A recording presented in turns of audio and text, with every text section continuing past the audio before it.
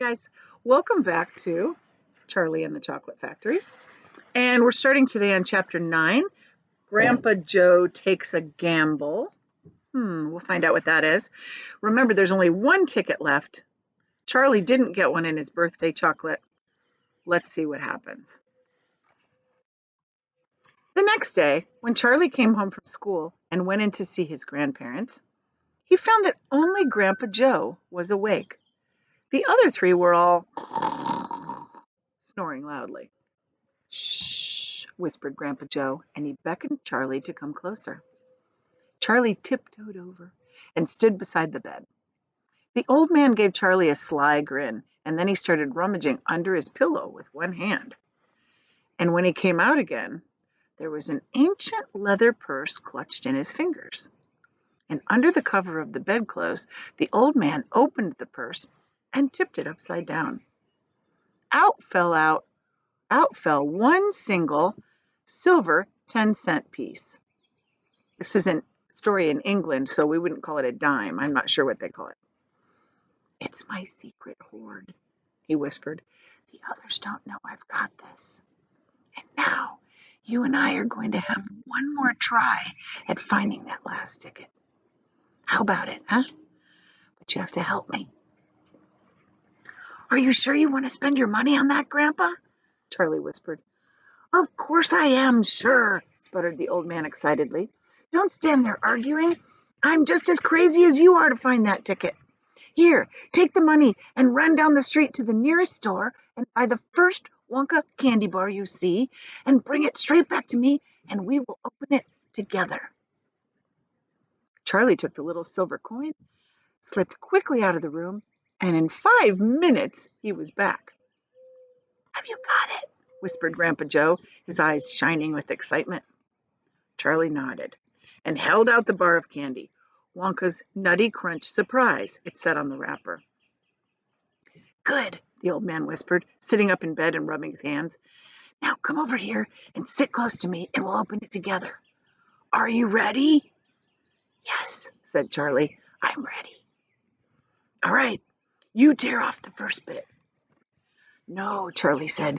"You paid for it. You do it all." The old man's fingers were trembling most terribly as they fumbled with the candy bar. "You don't have a hope, really," he whispered. "You do know we don't have a hope, don't you?" "Yes," said Charlie. "I know that." They looked at each other and they both started giggling nervously. "Mind you," said Grandpa Joe, "there's just that one tiny chance that it might be the one. Don't you agree?" "Yes," said Charlie, "of course. Why don't you open it, Grandpa?" "All in good time, my boy, all in good time. Which end do you think I ought to open first?" "That corner, the one farthest from you. Just tear off a tiny bit, but not enough for us to really see anything." "Like that?" said the old man. "Yes, now a little bit more." "You finish it," said Grandpa. "I'm too nervous." "No, Grandpa, you must do it yourself." How did none of these people in the room wake up, by the way? They're doing a lot of talking. "Very well, here goes." He tore off the wrapper. Whoosh. They both stared at what lay underneath. It was a candy bar. Nothing more. All at once, they both saw the funny side of the whole thing, and they burst into laughter. "What the heck is going on?" cried Grandma Josephine, waking up suddenly. "Nothing," said Grandpa Joe. "Go back to sleep." Chapter 10. The family begins to starve. During the next 2 weeks, the weather turned very cold.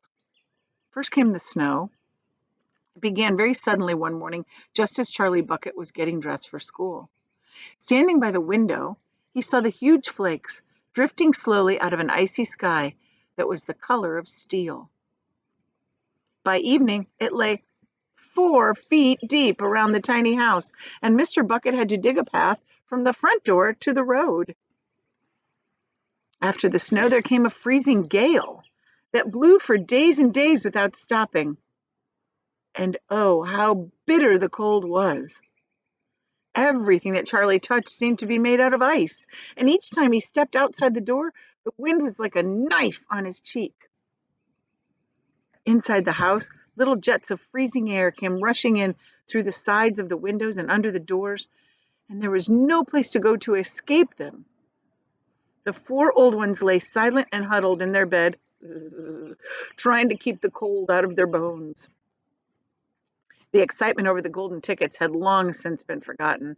Nobody in the family gave a thought now to anything except the two vital problems of keeping warm and trying to get enough sleep. There's something about very cold weather that gives people an enormous appetite. Most of us find ourselves beginning to crave rich, steaming stews or hot apple pie and all kinds of delicious warm dishes. And because we are all a great deal luckier than we realize, we usually get whatever we want or near enough.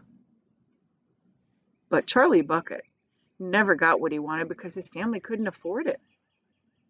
And the cold weather went on, and he became ravenous and desperately hungry. Both bars of candy, the birthday one and the one Grandpa Joe had bought, had long since been nibbled all away. And all he got now were those thin, cabbagey meals 3 times a day. And then, all at once, the meals became even thinner. The reason for this was that the toothpaste factory, the place where Mr. Bucket worked, suddenly went bust and had to close down. Quickly, Mr. Bucket tried to get another job, but he had no luck. In the end, the only way in which he managed to earn a few pennies was shoveling snow in the streets. But it wasn't enough to buy even a quarter of the food that 7 people needed. The situation became desperate. Breakfast was a single slice of bread for each person now, and lunch was maybe a half a boiled potato. Slowly but surely, everybody in the house began to starve. And every day, little Charlie Bucket, trudging through the snow on his way to school, would have to pass Mr. Willy Wonka's giant chocolate factory. And every day as he came near it, he would lift his small pointed nose high into the air and sniff the wonderful sweet smell of melting chocolate. Sometimes he would stand motionless outside the gates for several minutes on end, taking deep swallowing breaths, as though he were trying to eat the smell itself. "That child," said Grandpa Joe, poking his head up from under the blanket one icy morning, "that child has got to have more food. It doesn't matter about us. We're too old to bother with, but he's a growing boy. He can't go on like this. He's beginning to look like a skeleton." "What can we do?" murmured Grandma Josephine miserably. "He refuses to take any of our food. I hear his mother trying to slip her own piece of bread onto his plate at breakfast this morning, but he wouldn't touch it. Made her take it back." "He's a fine little fellow," said Grandpa George. "He deserves better than this." The cruel, cold weather went on and on. And every day Charlie Bucket grew thinner and thinner. His face became frighteningly white and pinched. The skin was drawn so tightly over his cheeks that you could see the shape of his bones underneath. It seemed doubtful whether he could go on much longer like this without becoming very dangerously ill. And now, very calmly, with that curious wisdom that seems to come so often to small children in times of hardship, he began to make little changes here and there in some of the things that he did, so he could save his strength. In the mornings, he left the house 10 minutes earlier so he could walk slowly to school without ever having to run. He sat very quietly in the classroom during recess, resting himself while the others rushed outdoors and threw snowballs and wrestled in the snow. Everything he did now, he did slowly and carefully to prevent exhaustion. Then one afternoon, walking back home with the icy wind in his face, and incidentally feeling hungrier than he ever had before, his eye was caught suddenly by a piece of paper that was lying in the gutter in the snow. The paper was a greenish color, and there was something vaguely familiar about it.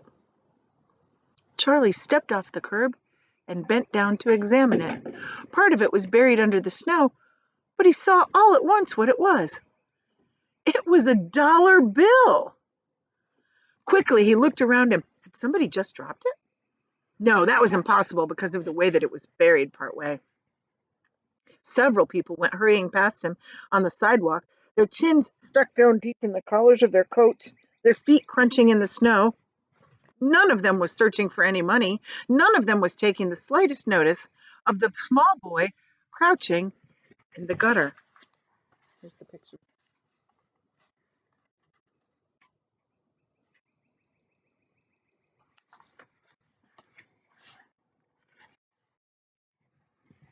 Then was it his, this dollar? Could he have it? Carefully, Charlie pulled it out from under the snow. It was damp and dirty, but otherwise it was perfect. A whole dollar. He held it tightly between his shivering fingers, gazing down at it. It meant one thing to him at that moment, only one thing. It meant food. Automatically, Charlie turned and began moving toward the nearest shop. It was only 10 steps away.